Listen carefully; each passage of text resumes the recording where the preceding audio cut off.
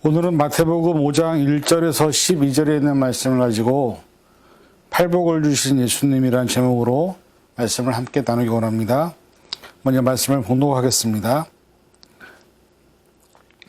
예수께서 무리를 보시고 산에 올라가 앉으시니 제자들이 나온지라 입을 열어 가르쳐 이르시되 심령이 가난한 자는 복이 있나니 천국이 그들의 것이미요 애통하는 자는 복이 있나니 그들이 위로를 받을 것이미요 온유한 자는 복이 있나니 그들이 땅을 기업으로 받을 것이미요 의에 줄이고 목마른 자는 복이 있나니 그들이 배부를 것이미요 긍휼히 여기는 자는 복이 있나니 그들이 긍휼히 여김을 받을 것이미요 마음이 청결한 자는 복이 있나니 그들이 하나님을 볼 것이미요 화평하게 하는 자는 복이 있나니 그들이 하나님의 아들이라 일컬음을 받을 것이미요 의를 위하여 박해를 받는 자는 복이 있나니 천국이 그들의 것임이라.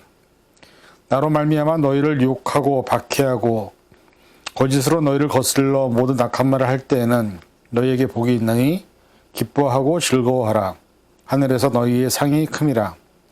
너희 전에 있던 선지자들도 이같이 박해하였느니라. 아멘. 기도하겠습니다. 사순절을 맞이하면서 예수님의 고난, 예수님의 십자가 사건을 깊이 묵상하기를 원합니다. 이 시간 예수님 주신 팔복을 통해서 우리에게 하시고자 하시는 말씀이 무엇인지 깨닫게 도와주시고 우리의 삶을 사순절에 맞게 살아갈 수 있는 성숙한 신앙인들 될 수 있도록 붙잡아 주시옵소서. 모든 것 감사드리며 예수님의 이름으로 간절히 기도하옵나이다. 아멘. 오늘은 사순절 첫째 주일입니다. 그래서 마태복음에 있는 예수님의 팔복에 대한 부분을 함께 살펴보면서 우리가 사순절을 어떻게 보낼 것인가, 또 이 시간 예수님이 우리에게 원하시는 모습은 무엇인지를 돌아보는 시간을 갖기를 원합니다. 사순절은 예수님의 고난을 함께 묵상하는 40일 동안의 기간을 말하죠. 그래서 사실은 이 사순절은 기독교에서 부활절 이전에 40일간 금욕을 하며 참여하는 기간으로 가리키고 있습니다. 사순절인 주일, 일요일을 부활절을 제외하고 사실 이 사순절 기간 동안에 많은 나라에서는 금식을 하는 사람들이 있고요. 때로는 예수님의 십자가를 직접 끌어보는 사람들이 있고 또 여러 가지 많은 다양한 공유를 베풀거나 또는 구제를 하거나 다양하게 사순절의 의미를 보내는 사람들이 많이 있습니다. 역사적으로 사순절 기간에 기독교인들은 엄격하게 금식을 실천해 왔고요. 하루에 한 끼씩 먹으며 저녁만 먹되 채소와 생선 그리고 계란만 먹을 수 있었다고 합니다. 그리고 고기는 먹을 수 없었다고 하죠. 이러한 규칙을 지키기 어려워하는 이들이 많아지자 9세기에 규칙이 조금 완화되었고 13세기에는 간단한 식사가 허용되었습니다. 그리고 현대에 와서는 사순절 기간 동안에 자신이 좋아하는 특정한 음식을 피하여 경건함을 유지하는 정도로 그 개념이 바뀌었습니다. 사순절이 시작되는 3월 2일 수요일에는 예전에 목사가 신자들의 머리나 이마에 물에 적신 재를 발라 십자가를 그어서 재의 수요일이라고 부르기도 했고요. 또 재를 몸에 바르는 이유는 회개와 슬픔을 나타내는 표시로 자신을 낮추시고 채찍질 당하시며 참회하신 그런 의미를 포함하기 때문에 제2의 수요일이라고 우리가 불렀습니다. 그리고 1991년 열린 베네벤토 공의회에서 교황 우르바노 2세의 명으로 교회의 공식 절차가 되었고요. 그래서 사실은 이런 기간을 우리가 보내면서 사순절이 나와 정말 어떤 의미가 있는지, 내 삶에 사순절을 어떻게 보여야 하는지 예수님이 주신 팔복에 대한 말씀을 통해서 같이 함께 말씀을 나눠보기 원합니다. 이 팔복은 8가지 최상의 축복된 삶의 원리를 설명하고 있습니다. 그래서 팔복을 통해서 참 신앙인의 영성적인 삶의 원리를 말하고 있는데 이 부분에 대해서 평화영성신학연구원의 원장이셨던 유기종 목사님은 이렇게 얘기를 합니다. 예수님 중심의 영성 원리인 팔복은 개인뿐 아니라 전 인류의 평화 실현과 하나님 나라 실현의 원리이기 때문에 더욱 중요한 의미를 지닌다라고 하셨습니다. 그래서 오늘 이 시간 우리가 이 팔복을 하나씩 간단하게 살펴보면서 이 말씀을 통해서 우리가 생각할 것이 무엇인지 보겠습니다. 본문에 보니까 처음에 등장하는 첫 번째 복이 심령이 가난한 자는 복이 있나니 천국이 저희 것이미요 라고 하면서 5장 3절에 나와 있습니다. 여기서 말하는 심령은 대부분 마음의 가난, 겸손함을 의미하는 것입니다. 이 겸손함의 반대는 무엇일까요? 교만함입니다. 이 말씀에서 예수님은 우리가 겸손함으로 하나님 앞에 나아가야 된다고 말씀하고 있습니다. 그리고 그런 자세로 나아갈 때 천국이 임한다고 말합니다. 사실 사람은 절대로 하나님 앞에서 교만할 수 없는 존재입니다. 왜냐하면 하나님의 창조물이 사람이기 때문이죠. 베드로전서 5장 5절에 하나님은 교만한 자를 대적하시되 겸손한 자들에게는 은혜를 주시느니라. 야고보서 4장 6절 하나님이 교만한 자를 물리치시고 겸손한 자에게 은혜를 주신다 하셨느니라. 이렇게 기록되어 있습니다. 이 두 말씀에서 보면 성경에서는 겸손에 대한 여러 가지 구절을 통해서 우리가 언제나 하나님 앞에 있다는 사실을 잊지 말라고 말합니다. 아주 흔한 예로 운전을 하는데 갑자기 뒤에서 경찰차가 간혹 뒤에 붙을 때가 있습니다. 그러면 괜히 실수도 하지도 않고 죄도 짓지 않았는데 긴장이 되고 가슴이 두근두근거리는 그런 경험이 있습니다. 근데 경찰이 보고 있는데 뒤따르고 있는데 바보같이 신호를 위반한다거나 교통법규를 어길 사람은 아무도 없을 것입니다. 왜냐하면 그렇게 될 때 바로 경찰에게 잡히기 때문이죠. 중요한 것은 우리가 경찰이 있음에도 불구하고 우리가 하나님을 인식하지 못한다는 사실입니다. 오늘 우리가 이 세상을 살아가면서 어떻게 보면 하나님의 인식, 하나님이 살아계시고 우리를 보고 있다는 이 말씀을 믿지 않기 때문에 우리가 죄를 짓고 또 하나님 앞에 잘못을 저지른 것은 아닌가. 하나님의 불꽃 같은 눈동자로 우리를 보고 계시는데 어떻게 우리가 그분 앞에서 죄를 짓고 거짓말을 하고 다른 사람을 힘들게 할 수 있겠습니까? 우리가 그리스도인으로서 예수님을 따르는 제자로서 하나님의 자녀라는 정체성을 잃어버리면 언제든지 우리는 하나님과 상관없는 삶을 살기도 하고 예수님의 말씀대로 살지 않는 그런 모습을 볼 수밖에 없습니다. 그런데 겸손하게 하나님의 도움을 구하고 하나님의 인도함 없이는 성령의 임재가 없이는 살 수 없음을 인정할 때 우리의 심령은 가난해지는 것입니다. 그리고 하나님을 의지하게 되고 하나님의 인도와 사랑을 의지하게 되는 것입니다. 그리고 그것을 통해서 천국의 삶을 경험하게 되는 것이죠. 마태복음 11장 29절 나는 마음이 온유하고 겸손하니 나의 멍에를 메고 내게 배우라. 그리하면 너희 마음이 쉼을 얻으리니. 이 말씀처럼 우리가 예수님의 온유한 그리고 겸손한 마음을 배우고 순종할 때에 하나님의 참된 평안이 임하는 천국의 삶을 경험하게 될 것을 믿으시고 우리 사순절을 맞이하면서 첫 번째 말씀을 실천하고 따라갈 수 있는 그런 저와 여러분이 되기를 바랍니다. 둘째는 5장 4절에 애통하는 자는 복이 있나니 저희가 위로를 받을 것이미요 라고 나와 있습니다. 여기서 말하는 애통이란 나의 내면에서부터 나오는 깊은 영적인 온전한 회개를 의미합니다. 그래서 결국 내 자신이 죄인이라는 것을 인정하는 것에서부터 시작이 되죠. 그런데 문제는 우리가 늘 죄성이 있어서 죄 가운데 살고 있기 때문에 진정으로 회개를 하지 않는다는 것이 가장 큰 문제입니다. 성경에 회개에 대한 말씀들이 많이 나와 있지만 그 회개의 목적에 대해서 분명히 나와 있는 것이 베드로후서 3장 9절입니다. 주의 약속은 어떤 이들이 덜 있다고 생각하는 것 같이 더딘 것이 아니라 오직 주께서는 너희를 대하여 오래 참으사 아무도 멸망하지 아니하고 다 회개하기에 이르기를 원하시느니라. 이 말씀을 보면 회개의 목적 뭐냐? 아무도 멸망하지 않고 하나님께로 돌아오기를 원하시는 것이 회개의 목적입니다. 그래서 하나님 앞에 진정으로 회개할 때에 우리가 애통하는 것이고 그 애통하며 자복하는 마음으로 하나님께 나아올 때에 하나님은 우리에게 위로하여 주신다고 말씀하고 있습니다. 가장 중요한 것은 이렇게 회개한 사람들에게 성령을 주시고 성령을 받은 우리들이 의인으로 인정을 받게 된다는 것입니다. 이러한 차원에서 우리가 정말 얼마나 예수님 앞에 예수님의 삶을 따라가기 위해서 노력하고 있는지 고분분투하고 있는지 내 자신을 돌아보아야 합니다. 그리고 우리가 할 수 있는 유일한 것은 회개밖에 없다는 건 사실입니다.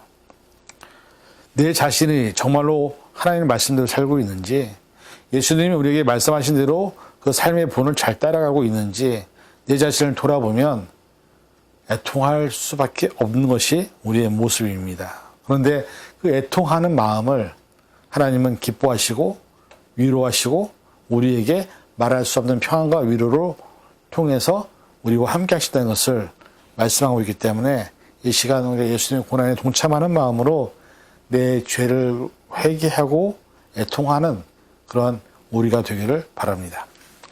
셋째는 온유한 자는 복이 있나니 저희가 땅을 기업으로 받을 것이며 라고 되어 있습니다. 온유는 부드럽고 친절하며 너그럽고 인자하며 정중하고 조용하며 성실한 성품을 의미합니다. 근데 이 모습 또한 예수님의 모습이죠. 예수님은 자신을 심판하고 채찍질하고 조롱하고 하나님의 이름을 망령되게 부르짖는 이스라엘 백성들과 종교 지도자를 향해서 십자가에서 죽는 그 순간까지 온유함으로 행동하시고 말씀을 하셨습니다. 골로새서 3장 12절 그러므로 너희는 하나님이 택하사 거룩하고 사랑받는 자처럼 긍휼과 자비와 겸손과 온유와 오래 참음으로 옷 입고. 사실 이 모습이 우리의 가장 큰 부족한 모습이 아닐까. 우리가 지금 한국의 대통령 선거를 하고 있기 때문에 여러 가지 많은 이야기들이 오고 가고 있는데 그 서로 이렇게 얘기하는 것을 보면서 너무나도 어떻게 보면 다른 사람을 비판하기에 바쁘고 판단하기에 바쁘고 심지어는 자기 뜻대로 안 되면 소리를 치고 이런 모습을 너무 자주 보게 됩니다. 그리고 목회자들조차도 그렇게 하는 사람들이 많이 있습니다. 요즘 페이스북 동영상에 보면 자주 나오는 영상 중에 그런 경우가 있어요. 우리가 차를 운전하다가 가다 보면 다른 차와 함께 위험한 순간, 부딪힐 뻔한 순간 또 누군가가 갑자기 끼어들어서 내가 사고가 날 뻔한 순간이 생기잖아요.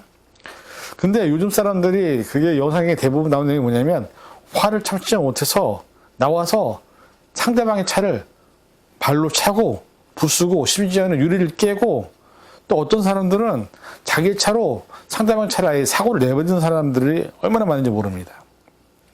사람은 누구나 사실 감정의 동물이기 때문에 화가 날 수도 있죠. 그러나 성경은 뭐라고 말하냐면 그걸 온유함으로 다스리라 말합니다. 사람이 서로 만나게 되면 서로 다른 생각, 다른 이견의 차이가 얼마든지 볼 수 있고 가족 간에도 친구 간에도 또 서로 다른 사람들이 만나서 함께 무엇인가 하는데 왜 다르지 않겠습니까? 근데 중요한 것은 우리는 그리스도 안에서 한 형제, 자매, 하나라는 사실이 성경에 기록되어 있습니다. 그래서 온유함으로 나를 낮추고 서로를 존중할 수 있는 성숙된 인격이 나타나지 않는다면 우리는 절대로 세상의 빛과 소금의 역할을 감당할 수 없다는 것이죠. 세상의 흐름에 하나님의 섭리하심에 모든 것을 맡기고 순리에 따라 행동하던 이삭과 같이 이삭은 우물을 파면 블레셋 사람들에게 매번 빼앗겼습니다. 싸워서 그걸 돌을 찾는 것이 아니라 딴 데로 옮겨서 이 우물을 또 팝니다. 또 빼앗깁니다. 또 딴 데 가서 우물을 또 팝니다. 결국 끝까지 온유함으로 행동하고 살았기 때문에 결국 하나님이 이삭을 통해서 많은 땅을 차지하게 된 것을 우리는 성경을 통해서 보게 됩니다. 부디 바라기는 2022년도 때로는 나와 생각이 다르고 의견의 차이가 있어도 온유함으로 모든 사람을 대함으로써 하나님의 약속된 땅을 기업으로 받는 저와 여러분이 될 수 있기를 바랍니다. 넷째는 의에 줄이고 목마른 자는 복이 있나니 저희가 배부를 것이요 라고 그랬어요. 의를 사모하는 일은 세상을 향해 목적과 발걸음을 가는 것이 아니라 하나님을 찾는 일이 우선이 된 사람이 의를 찾는 사람입니다. 하나님은 의로운 분이기 때문에 하나님을 찾고 하나님의 뜻을 실천하기 위해서 노력하는 사람, 그런 사람들에게 사실은 하나님이 그들을 배부르게 하신다고 말씀하고 있습니다.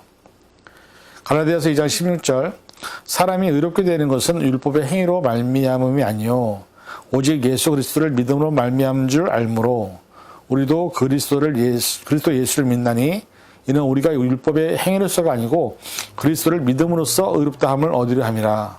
율법의 행위로서는 의롭다함을 얻을 요체가 없느니라. 이 말씀을 보면 의롭다 인정을 받는 것은 오직 예수 그리스도를 믿음으로만 또 하나님의 뜻을 이루기 위해서 노력할 때만 인정을 받는다고 말씀하고 있습니다.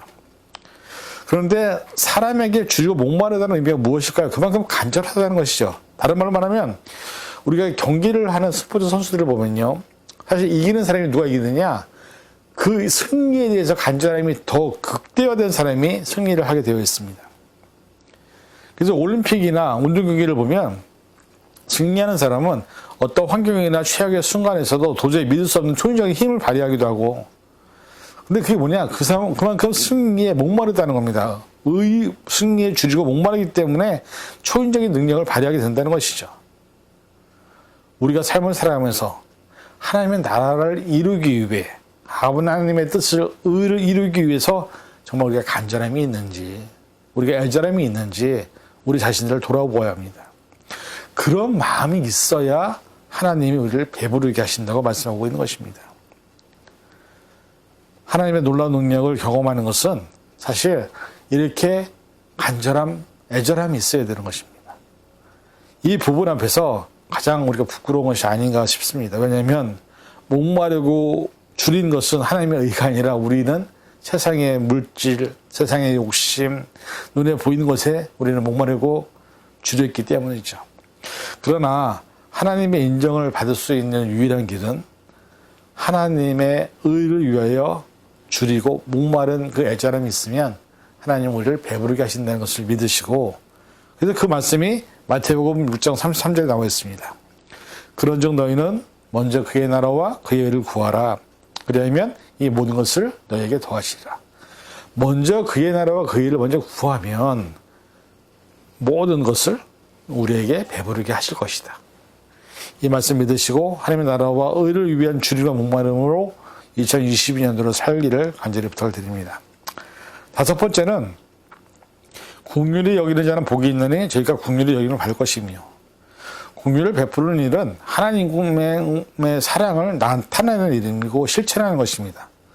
그리스도인들이 예수님의 그 이름을 가슴 안에서 불태우고 있다고 한다면 우리 안에서는 사랑이 나타날 수밖에 없습니다. 그리고 긍휼의 실천은 사실은 타인을 섬기는 것이죠. 그래서 우리가 사실은 마음도 중요하지만 실천이 없으면, 그래서 야고보서에서는 행함이 없는 믿음을 죽은 믿음이라고 얘기하고 있습니다. 우리가 살아온 삶의 결과가 사실 그 삶에 다시 부메랑으로 돌아오는 것을 많이 경험하게 되죠. 누군가에게 베풀었으면 언젠가는 그것이 내게 돌아오는 것입니다. 근데 중요한 것은 예수님을 공경하지 않으면서도 하나님을 어떻게 공경할 수 있느냐라고 요한복음에 나와 있습니다. 요한복음 5장 23절.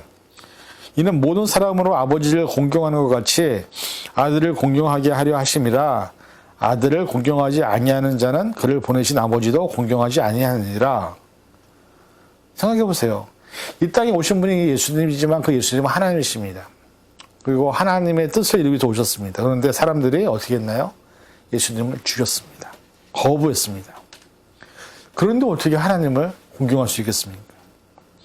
그 예수님도 믿지 못하는데, 예수님이 이 땅에 오셔서 수없이 많은 능력과 권능을 행하셨음에도 불구하고 그들은 예수님을 하나님으로 인정하지 않았던 것입니다.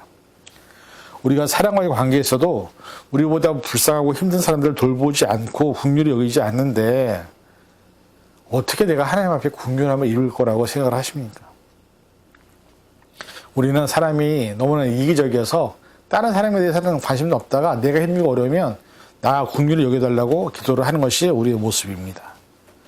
에스겔서 8장 18절. 그러므로 나도 분노로 갚아 불쌍히 여기지 아니하며 긍휼을 베풀지도 아니하리니 그들이 큰 소리로 내게 부르짖을지라도 내가 듣지 아니하리라. 이 말씀이 뭡니까? 내가 다른 사람을 긍휼히 여기지 않으면 내가 부르짖을 때 하나님도 나를 긍휼히 여기지 않는다고 말씀하고 있습니다. 그래서 우리가 하나님께 긍휼을 원하고 돌보심을 원한다면 먼저 다른 사람들에게 긍휼하고 도움을 줄 수 있을 때 하나님이 그것을 기억하시고 우리를 긍휼히 여기신다고 말씀하고 있습니다. 우리 주변에 많은 어려운 사람들이 있습니다. 그들에게 사랑과 은혜를 나눠줄 수 있기를 간절히 부탁을 드립니다. 여섯 번째, 마음이 청결한 자는 복이 있나니 저희가 하나님을 볼 것이며, 기독교의 탁월성은 인간의 내면을 정화하는 능력이 있습니다.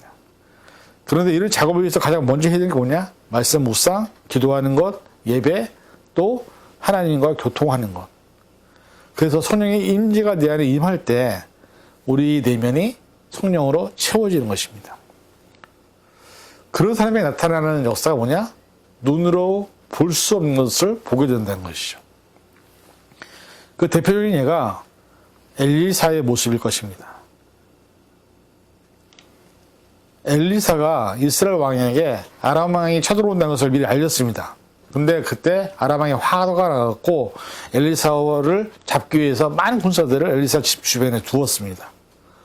그때 그 엘리사의 하인인 게하시가 너무나도 무서워서 걱정할 때 엘리사가 이제 이렇게 얘기하죠. 열왕기하 6장 16절 17절 우리와 함께한 자가 그리고 함께한 자보다 많으니라 하고 기도하여 이르되 여호와여 원하건대 그의 눈을 열어서 보게 하옵소서 하니 여호와께서 그 청년의 눈을 여심해 그가 보니 불말과 불병거가 산에 가득하여 엘리사를 둘러섰더라.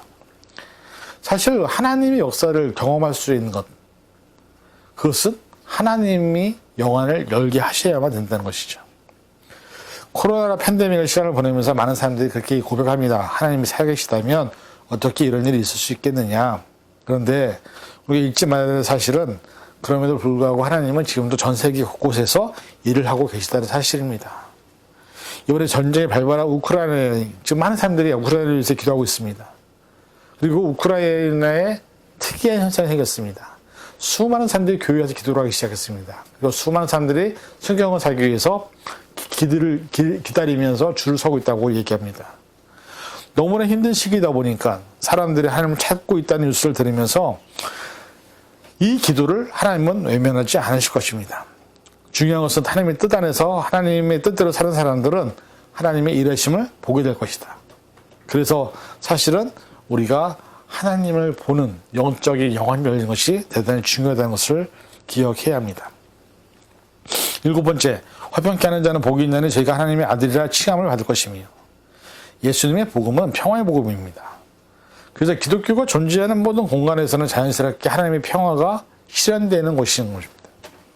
예수님이 주시는 평화는 하나님의 평화이자 내면적인 평화이기도 하고 이 땅을 평화롭게 만드는 가장 중요한 도구입니다.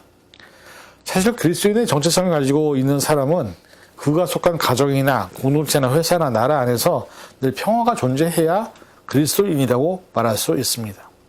그런데 우리 인간이 갖고 있는 죄성이 가득하다 보니까 온전한 그리스도인으로서 사는 것이 쉽지 않죠. 사람은 감정의 동물이기 때문에 누군가에 의해서 상처를 받거나 환경에 의해서 상처를 받으면 거기에 대해 화가 나는 것이 사실입니다. 그런데 야고보서 3장 18절 화평하게 하는 자들은 화평으로 심어 의의 열매를 거두느니라. 로마서 14장 19절 그러므로 우리가 화평의 일과 서로 덕을 세우는 일에 힘쓰나니. 이 말씀처럼 하나님의 사람들은 화평을 위해서 의의 열매를 거두는 것이 우리의 역할이라고 얘기합니다. 야고보서 3장 17절 오직 위로부터 난 지혜는 첫째 성결하고 다음에 화평하고 관용하고 양순하며 긍휼과 선한 열매가 가득하고 편견과 거짓이 없나니. 교회로 존재하는 우리는 하나님의 대리자입니다. 내가 어떤 말을 하고 어떤 행동을 하느냐에 따라서 우리를 통해 하나님을 보게 하시는 것입니다. 그래서 중요한 것은 내 입에서 내 삶에서 거짓과 비방과 판단과 세상적인 것만 추구한다면 세상 사람은 절대로 우리를 통해서 하나님을 볼 수 없습니다. 중요한 것은 우리가 어떤 상황에서도 하나님을 드러내는 화평의 도구, 열매가 되어야 한다는 것입니다. 그래야 하나님의 자녀라고 인정을 받게 된다는 것입니다. 이 시간 우리를 통해서 일하시는 하나님은 우리가 있는 자리가 화평하기를 원하십니다. 저와 여러분들의 그런 역할을 감당할 수 있게 바랍니다. 마지막 8번째, 의를 위하여 핍박을 받는 자는 복이 있나니 천국이 저희 것임이라. 예수님은 불의에 대해서 침묵하지 않고 용감하게 행동하신 영성가이자 행동가였습니다. 의를 위해서 위험과 고난을 감수하며 눈물을 흘리며 피를 흘리며 힘을 쏟는 자가 천국을 차지한다고 말씀하고 있습니다. 근데 중요한 것은 우리가 가장 중요하게 여기는 것은 여기서 의를 위하여라고 하는 것은 나를 위해서가 아니라 내 뜻대로가 아니라 하나님의 복음을 위해서 내가 복음, 내가 생각하고 내가 옳다고 믿는 것을 위해서 싸우는 것이 아니라 하나님이 이미 우리에게 주신 말씀을 위해서 핍박을 받는 자들을 위한 말씀입니다. 많은 사람들이 신앙생활을 하면서 내가 몸인 경우가 많습니다. 내 뜻대로 내 의지대로 내 상황에 맞게 해석을 한 후 하나님이 주셨다고 말하는 사람이 얼마나 많은지 모릅니다. 그러나 하나님은 이미 말씀을 통해서 우리에게 다 주셨습니다. 하나님의 의를 이루는 것은 복음을 전하기 때문에, 예수님을 전하기 때문에, 하나님의 사랑과 은혜를 전하기 때문에 받는 핍박을 의미하는 것입니다. 사실 기독교는 핍박의 종교이자 또 피해 종교이기도 합니다. 그래서 사실은 디아스포라 유대인 공동체가 있었을 때에 복음이 가장 많이 전해졌고요. 기독교에 대한 핍박이 있었을 때 복음의 능력은 극대화되었습니다. 미국에서부터 청교도로 시작된 나라임에도 불구하고 지금 현재 미국 안에서도 어떤 주에서는 기도도 못하게 하고 또 주기도문도 못하게 하고 또 성경 모임도 못하게 한다는 주가 있습니다. 근데 중요한 것은 그 자리에서 누군가는 여전히 하나님의 자녀임을 외치고 있다는 사실이죠. 한국도 마찬가지입니다. 많은 사람들이 그리스도인들을 핍박하고 조롱합니다. 그러나 그럼에도 불구하고 내가 그리스도인인 것을 드러낼 때에 하나님의 영광이 나타나게 된다는 것을 믿으시기 바랍니다. 결론을 맺습니다. 오늘 우리가 살아가는 세상은 점점 하나님과 상관없는 또 하나님이 아닌 세상이 주인이 되는 것으로 변질되어 가고 있습니다. 그러나 이 팔복의 내용은 많지만 사실 우리가 살면서 우리가 감당할 수 없는 것을 요구하는 것이 아닙니다. 능히 감당할 수 있는 팔복을 허락하셨습니다. 8가지 앞에 전제 조건이 이루어지게 되면 뒤에 주어지는 복을 임해진다는 것을 우리가 기억하시고 예수님이 이렇게 사셨던 것처럼 우리도 예수님과 함께 사순절을 맞이하면서 예수님처럼 최대한 살려고 노력하는 그런 저와 여러분이 되는 시간이 되기를 간절히 축원을 드립니다. 기도하겠습니다. 사랑해 주님, 오늘 이 시간 우리가 팔복을 통해서 예수님의 십자가의 죽음을 묵상했습니다. 팔복이 나타난 것처럼 힘들고 어렵지만 8가지 복을 받기 위해서 우리가 그 앞에 있는 전제 조건들을 잘 감당해서 하나님이 주시는 예비하신 그 복을 받아들이는 우리가 되게 하여 주시옵소서. 감사드리며 예수님의 이름으로 간절히 기도하옵나이다. 아멘.